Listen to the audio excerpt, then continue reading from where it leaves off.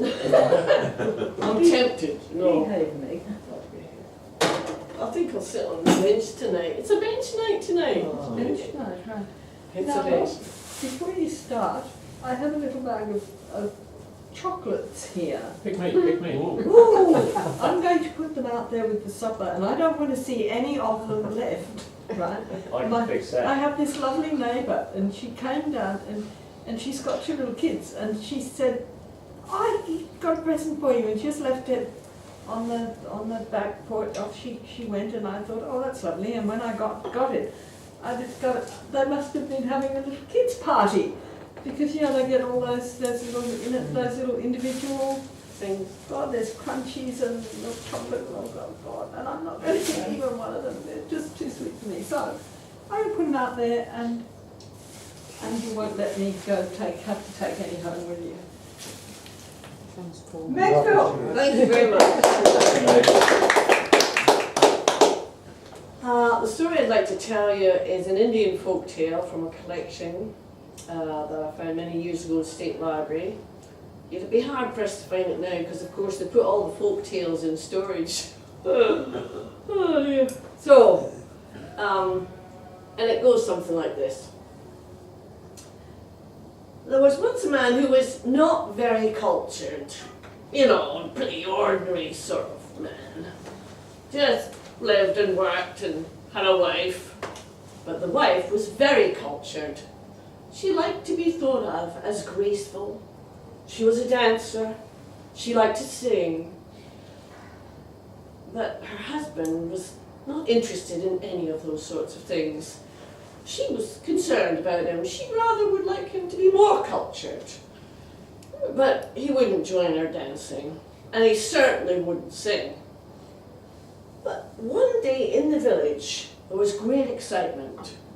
A storyteller, a teller of the Ramayana, had come through the district, and he would be performing various cantos from the Ramayana at night, after work was done and the sun had gone down.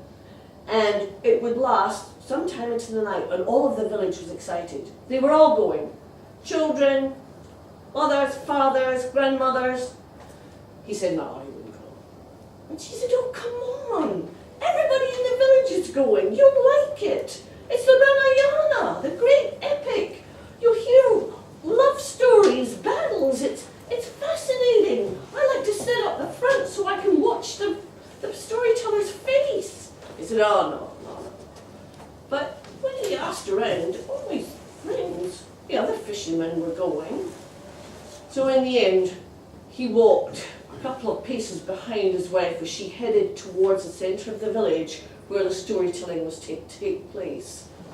Lights were hung from the trees. There was a dais at the back, 2 trees on either side, and on the dais sat the storyteller.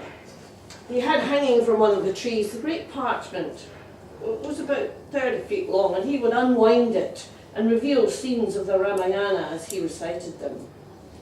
His wife didn't tell him there were 24,000 verses, or 7 cantos, 7 sets. Anyway, so here he was on that first night, and when he saw all the people gathered, he saw some of his men that he knew, and such a lot of people, and his wife said, come on, down the front. And he said, no, I'll just stay up the back. He said, oh, all right then, but just make sure you pay attention, I'll talk to you at the end. And she went right down to the front and sat down. And when the storyteller began, the man had found a nice corner up the back. He got sort of comfy, and it was pretty good, and the storyteller started, and he was pretty droning on because it was a recitation. He knew this off by heart. He was just chanting the verses. Well, sleep overcame the man. He tried to keep awake, but he missed the love story of Rama and Sita. He was sound asleep, lying against the wall with his mouth open. The rest of the audience were totally engaged. The women held their hearts, the men rolled their eyes, the children giggled, but the storyteller carried on. And when the end of that canto was finished, as was the custom, sweets were taken around and given to every member of the audience. And when the man was just there with his mouth open, well, someone popped a sweet into his mouth. And when he came to, he coughed and spluttered and realised he'd been asleep and people were leaving, so he got up really quickly and joined the crowd. His wife was already at home, tidying up, and she said, "Oh, what did you think?" He said, "Oh, it was very sweet." She said, "Wasn't it love? Oh, the love for Rama, it was so beautiful." I would have said beautiful rather than sweet. Oh, he said, and off they went to bed. The next night, well, I don't know what made him go. I think everybody else was going, and he thought, well, at least he'd be warm against the wall at the back. And again, his wife tried to get him to sit in the front. He said, no, I'm fine. I'll be good up at the back. So he sat up the back and leaned up against the wall. And when the storyteller started, and this time it was an abduction. Oh no, an exile. There was a battle between the stepmother and Rama and Sita were sent into exile. It was a terrible story, but the man didn't hear any of it. He had leaned against the wall and his shoulder had drooped and he was sound asleep, and a little boy came late and he couldn't quite see what was going on, so he climbed on this man's shoulder that was sleeping and sat there all night. When the storytelling finished, the little boy jumped off and the man jumped up at the start. He had such a sore shoulder. Oh, he got home and his wife was beside herself. She had made tea. "Well," she said, "what do you think? Did you enjoy it tonight? Wasn't it great? Oh, terrible thing to happen in a family." And he said, "Oh," just made me ache. Really made me ache." She said, "Yes, that sort of division in a family is terrible. It's heartbreaking." Well, the next night, same thing happened. She couldn't get him down the front. She loved the storytelling. She just loved, she could see all the pictures. She said to him as we were going into the enclosure, "Now, mind, keep your eye on the storyteller. Watch his face. You'll get so much more from what he's trying to tell you, from his expression." He said, yeah, I will. On you go. So she sat in the front, he's up the back. Well, but this time he leaned against a tree in the corner, and he was down and out. He missed the whole thing. All of the battle of plans, the Hanuman, the monkey, and all the bears and the monkeys were gathering to help because, there was Sita had been captured and she was being taken away and nobody knew where she was. It was a terrible drama. Oh, it was awful. And when the storyteller finished, well, people just sat there. A little door in the enclosure up the back. It was aiming for the tree but missed a little bit. The man's mouth was open. A bit of a pea went in his mouth. He woke up coughing and spluttering. And people were going, so he went home. His wife said, "Oh, isn't that terrible part of the story that being captured like that and losing his wife? I mean, what's going to happen? How do you feel about it?" She said. He said, "Oh, salty, really salty. Tasted terrible." She looked at him. "What do you mean? What do you mean?" And she looked at him and pointed the finger until he confessed he'd slept through 3 nights of story. "That's it," she said. "Nothing more till you come with me and see the rest of these stories through. And you're sitting up the front with me." Well, the next night it was a very shamefaced man who went all the way up to the front row. There was no other man in the front row except him. Right in the middle she sat. They went early to make sure they had good seats. And when the storyteller started and began to talk this time about how now that Sita had been captured, abducted and was held prisoner in Lanka, Rama had to make plans. There was to be a great battle.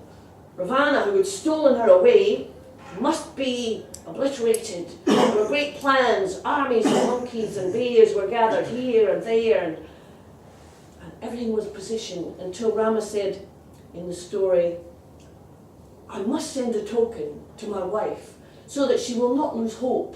I must let her know that I am coming and that I will save her."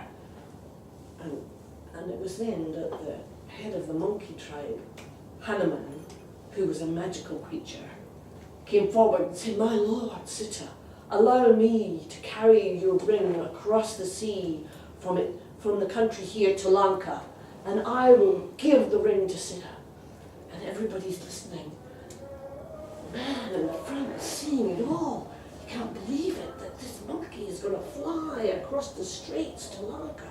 This is amazing. And the monkey in all his regalia gets up and he can fly. He leaps into the air. The man's following everything that's happening. Next thing, as he's flying across the air, suddenly he loses grip on the ring and it falls from the heavens straight into the oceans. Well, the storyteller had no sooner said that than the man in the front row, the husband who never listened, jumped to his feet and said, "Don't worry, Hannah man, I'll get it for you." And he jumped up and he ran at the front and over the wall. The storyteller just stopped and got up and looked. Everybody got to their feet and looked. And he was seen running down the main street of the village. They followed and looked. He was heading to the sea. The boats were all pulled up under shingle, of course, but he just went straight on. There was a good moon. The sea was black with the silver rippling across the surface. And there was his shadow, and his wife said, "I don't think he's a strong swimmer." Oh. So everybody ran after him to try and stop him. But no, he ran along the little jetty and into the water. People crowded on the jetty and said, "Where is he? What's happening?" "Oh, and she's crying, you know, that's happy, she's lost her husband." Then somebody said, "No, wait!" A hand appears out of the water, holding a glinting ring. And then the voice comes out from the spluttering face, "I've got it! I've got it!" People waded in and dragged him ashore. He'd had the ring. He had the ring that Hanneman dropped. They took him back to the storyteller. The storyteller was amazed at this wet creature. He came forward and bowed low, got on his knees and, "Here's the ring, you can go on with the story." The storyteller took the ring. The man sat down and the story went to its conclusion. When it was finished, the storyteller got up to bow and bowed especially to the husband in the front row. And it was then that the wife realised everybody was watching her husband. You know, people in the audience had decided that he had been blessed by Sita and Rama and Hanuman, and that perhaps he was a wise man after all. And you know, strange to know, strange to say, after that he acted differently. People treated him differently, like a wise man in the village, and his wife was pleased to think that he was so. The story of the man who really listened.